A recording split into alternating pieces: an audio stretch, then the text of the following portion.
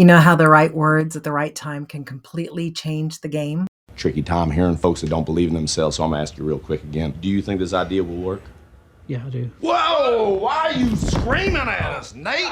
We're right here! Ted is recognizing and calling out the potential in a member of his staff who can't quite see it in himself.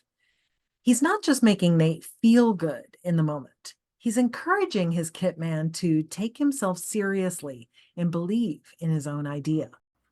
So, how can you apply this in your role?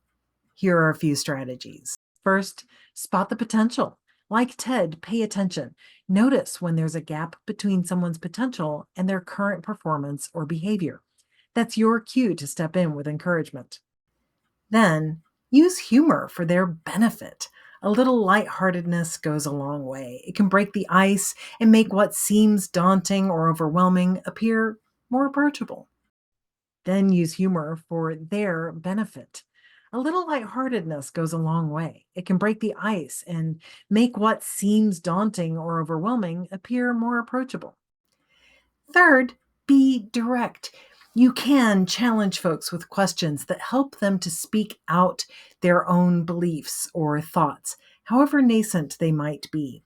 It prompts them to begin moving in a positive direction. And finally, make sure your humor is uplifting.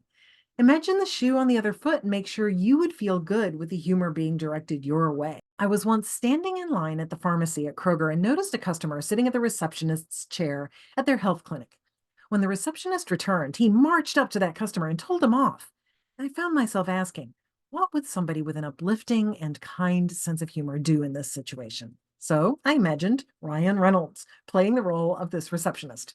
Ryan walks up to the desk and starts to check in like he's the next patient. When the customer objects that he doesn't actually work there, Ryan suddenly wakes up and acknowledges that he got their roles mixed up. The customer gets the point, they both get a chuckle, and the receptionist returns to his rightful seat. It's not about telling jokes, it's about using humor as a tool to foster a positive and psychologically safe culture. By spotting potential, using humor beneficially, being direct yet kind, and ensuring your humor lifts others up, or at least doesn't put them down, you can create an environment where everyone can thrive. So, next time you are in a suboptimal moment, think about how you can use humor to bring out the best in those around you. And if all of this went by too fast, just drop me a DM with your email address and I will send you a handout with a summary.